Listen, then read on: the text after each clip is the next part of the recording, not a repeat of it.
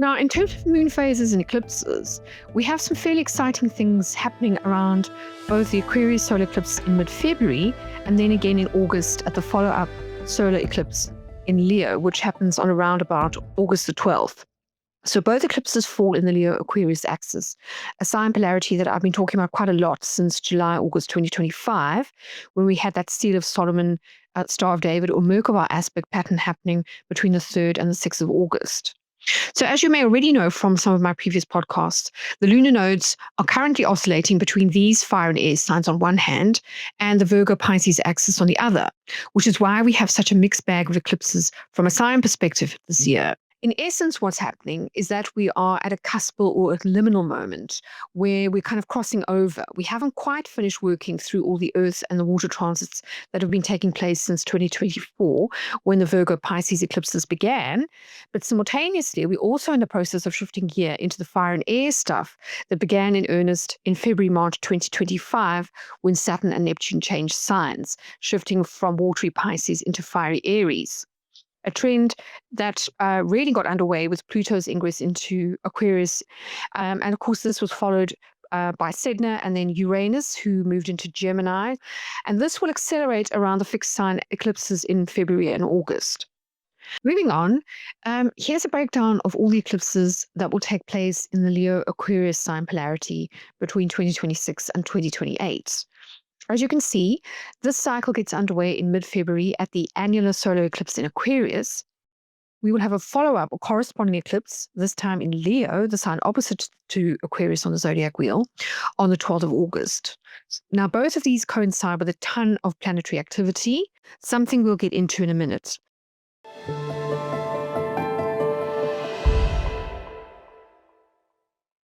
Now, getting back to our calendar, moving into August, this is really where things kind of start to come to a head, shall we say. So this is Leo season, which is already adding a kind of a dramatic or flamboyant aspect to things, an exclamation mark, if you like. And what we'll see is that the personal planets will start to follow suit, so follow Jupiter's lead from July and start to aspect that triangle. So first up on the 7th of August or so is the Sun, which trines Saturn. And then this is followed on the 10th by Mercury then follows in the Sun's wake because, as I say, they are working together. So that happens then on the 17th. And then Venus, not far behind, opposes Saturn because it's in Libra. It's in the sign of Libra. So it's opposite Saturn, which is in Aries. But on a positive note, it will make a trine to Pluto on the 10th.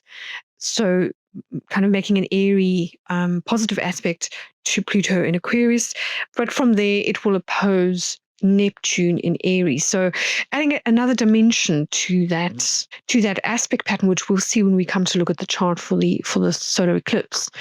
And then as the month progresses and we get closer to that eclipse, Mercury then moves to sextile Uranus and trine Neptune, but it will also oppose Pluto. So it's a kind of a mixed bag, and it's because of where the planets are in the zodiac. It's kind of pluses and minuses. You get a kind of an opposition, but then you get a sextile and a trine at the same time. And then after that, not long after the eclipse on the 12th, which, as we said, takes place in Leo, we've got the two benefics coming together, Venus and Jupiter, making a sextile to each other from Libra and Leo. So a lovely air and fire sextile there on the 17th. And then from sort of Virgo season, which happens on the 22nd of August, we start to move into that more mutable energy again, where we get a full moon at the end of the month on the 28th in Pisces, so that Virgo Pisces axis coming back into play. But, that's not to say that it's all bad vibes, because on the 31st, Jupiter makes a trine to Saturn. So really an opportunity to rectify or to fix things from last June, July, when they made a square to each other. They're now making a trine. So possibly something positive in terms of, say, tariffs, because that did seem to coincide a lot with Trump tariffs and that sort of stuff. But on a personal note, these are the social planets. So it can be about more social harmony, and it can also be where you get a consensus on morals or rules or limits that work for the greater good. So I think a lot of people have been feeling as though the social contract has been undermined a lot by what's happened recently in America, and also with social media, with the kind of polarization and the culture wars. So hopefully we'll see positive developments happening around about then. And then I think, on a personal level, probably best to again look at where Jupiter and Saturn are on your chart, what houses they rule, and what aspects they make to your natal planets to really determine, how that will kind of work for you on a personal level.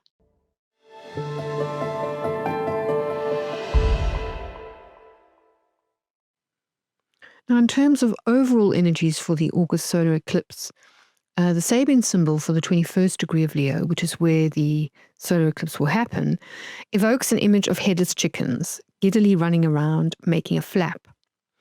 I think a good way to see it is as a reminder to keep a cool head, especially in group settings, and not get swept up in irrational bouts of groupthink or chaotic herd behavior, the kind of mass panic that isn't always grounded in reality.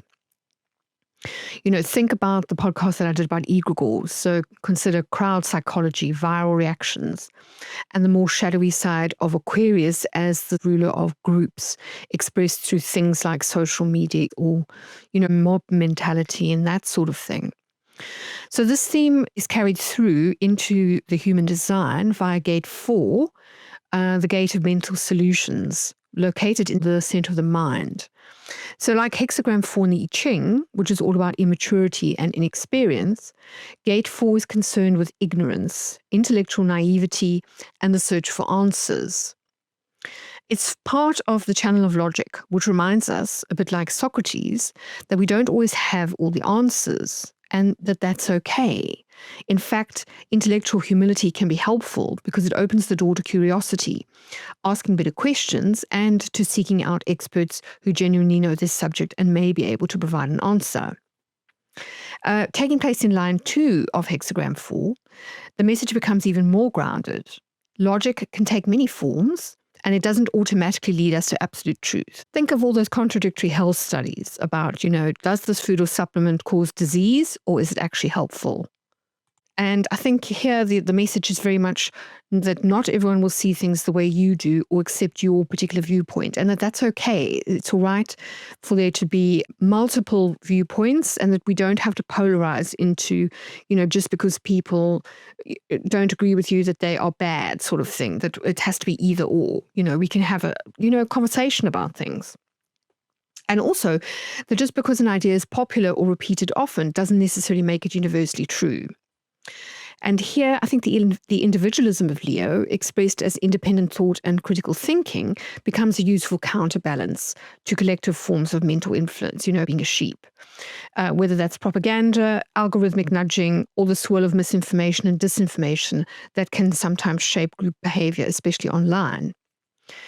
These warnings feel especially relevant given that during this eclipse, a T-square will be forming between the lunar nodes and Uranus Sedna in Gemini. This configuration can stir up polarizing groupthink, clumsy decision-making, or divisive public announcements, particularly around charged topics like climate change or oil exploration, which we've already seen being activated through Trump's policy of drill, baby drill, and then his forays into Venezuela recently. It may also coincide with sudden shocks or disruptive events that ripple through the collective, creating the kind of instability that could tip into chaos or trigger civil unrest if collective emotions run too high or the situation is mismanaged. So that's just something to be aware of. It's the kind of the caveat to all the positivity around this particular eclipse.